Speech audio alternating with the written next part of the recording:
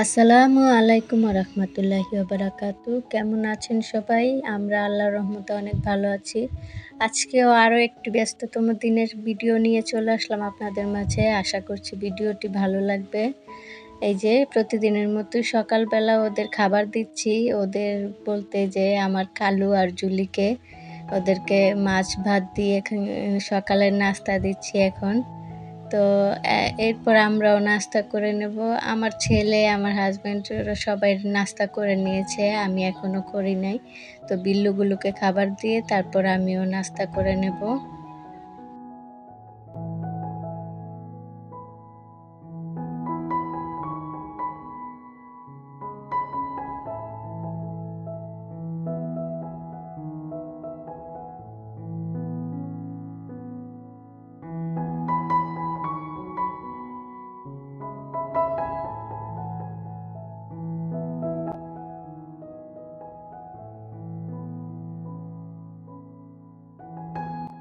এই তো নাস্তা খেতে বসেছি। আজকে সকালে আলু ভাজি করেছিলাম। আর রুটি, ডিম ভাজি তো এগুলা তো প্রতিদিনের রুটিনেই থাকে। তো রুটির সাথে আলু ভাজি আর ডিম ভাজাটা কম্বিনেশনটা আমার কাছে বেশ ভালো লাগে। আপনাদের কার কাছে কেমন লাগে কমেন্ট করে জানাবেন কিন্তু। আমার তো ডিম ভাজা না হলেও হয়, কিন্তু রুটির সাথে যদি আলু ভাজি হয় আমার সেটাও খুব তৃপ্তি সহকারে খেতে পারি আমি।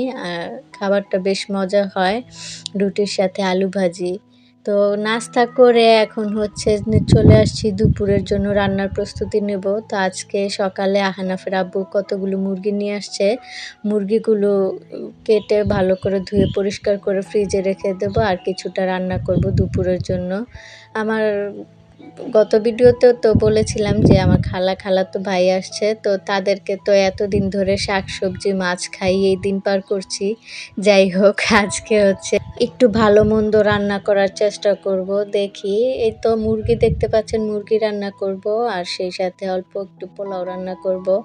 তো এই যে মাংস পোলাও রান্না করব, তো মেহমানদেরকে বলেছিলাম, তারা আবার মাংস পোলাও পছন্দ করে না। আমার খালা, বিশেষ করে খালায় তো মাংস পছন্দ করে না, সে মাছ শাকসবজি পছন্দ করে। আর আমার যে খালাতো ভাই আছে ও আবার পোলাও পছন্দ করে না। দেখেন তো কি একটা বিপদে পড়েছি। যাদের জন্য রান্না করব ভাবছি তারাই পছন্দ যদি না করে। যাই হোক, এই উসিলায়, তাদের উসিলায় হয়তো আমাদেরই খাওয়া হবে। এই যে মাংস রান্না করব আর পোলাও রান্না করব। আর খালাতো ভাই যেহেতু পোলাও পছন্দ করে না, সেই জন্য আমার ভাতও রান্না করতে হবে, আর সেই সাথে আমার খালার জন্য মাছও রান্না করব। তো এই তো আজকে রান্না বান্না শুরু করে দেবো একটু পরেই। মাংসগুলো ভালো করে এখন ধুয়ে পরিষ্কার করে নিচ্ছি।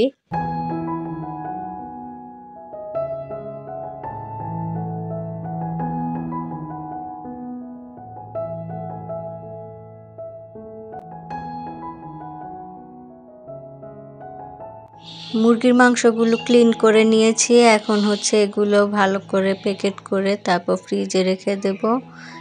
আর আজকে রান্নার জন্য কিছুটা রেখে দেব এখান থেকেই।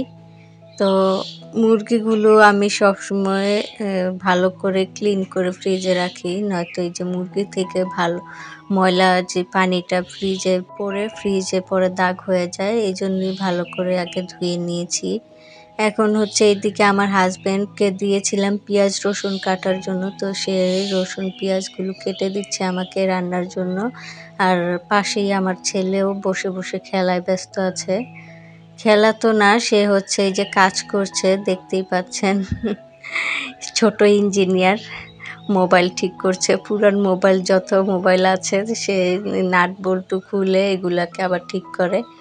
তো এদিকে আমি এই যে রান্নার জন্য মাংসগুলোকে ভালো করে মশলা মাখিয়ে নিয়েছি। মুরগির মাংসটা মাঝে মাঝেই আমি ভেজে রান্না করি, ভালো লাগে। সবসময় তো একরকম রান্না ভালো লাগে না, সেই জন্য আজকে একটু মশলা মাখিয়ে যে ভাজার জন্য চুলায় বসিয়ে দিলাম। তো মাংসটা ভেজে তারপর কষিয়ে রান্না করব। এখন একে একে সব মাংসগুলো দিয়ে নিলাম। তো এইদিকে আমার মাংসটা ভাজা হয়ে গিয়েছে। এখন হচ্ছে মাংসের জন্য আমি মশলা কষিয়ে নিয়েছি। এখানে আলুও দেখতে পাচ্ছেন। আলু তো আমার দিতেই হবে, মাস্ট বি। আমার ছেলে যেহেতু আলু পছন্দ করে, ওর জন্য আলু সব তরকারিতে আমার দিতে হয়। যাই হোক, এই যে মাংসর জন্য মশলা কষিয়ে এখন হচ্ছে মশলার মধ্যেই মাংসটা দিয়ে নিচ্ছি।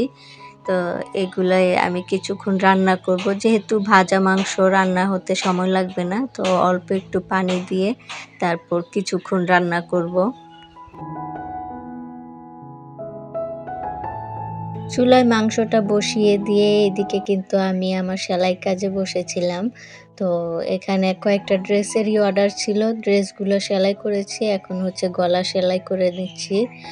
আর ওইদিকে তো আমার রান্না হচ্ছে। সংসারের কাজের পাশাপাশি এই যে আমার সেলাই কাজ, এটা আমি করি সবসময়ই।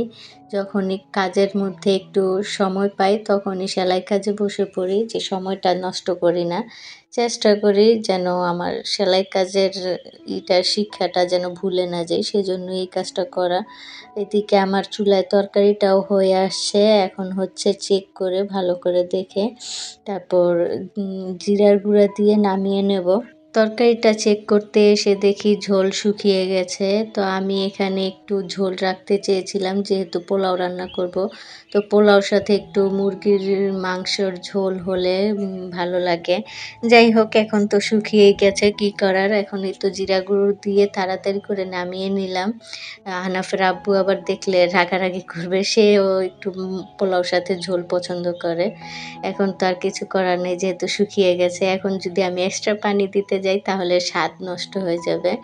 তো যেভাবে আছে সেভাবেই আমরা খেয়ে নেব। এখন হচ্ছে আমি কিছু ছোট মাছ নিয়েছি, এগুলা দিয়ে একটু টমেটো পেঁয়াজ দিয়ে ভুনা করব। হাতে মাখিয়ে নিচ্ছি।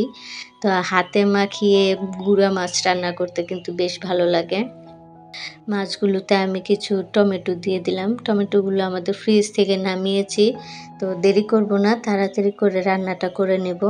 ছোট মাছ রান্না করার কোনো প্ল্যানই ছিল না আজকে। আজকে ভাবছিলাম পোলাও রান্না করব। পোলাওর সাথে মুরগির মাংস, সেই সাথে হয়তো বড় কোনো মাছ নামিয়ে ফ্রিজ থেকে নামিয়ে ভুনা করব, নয়তো ডিম ভুনা করব। পোলাওর সাথে খেতে ভালো লাগবে।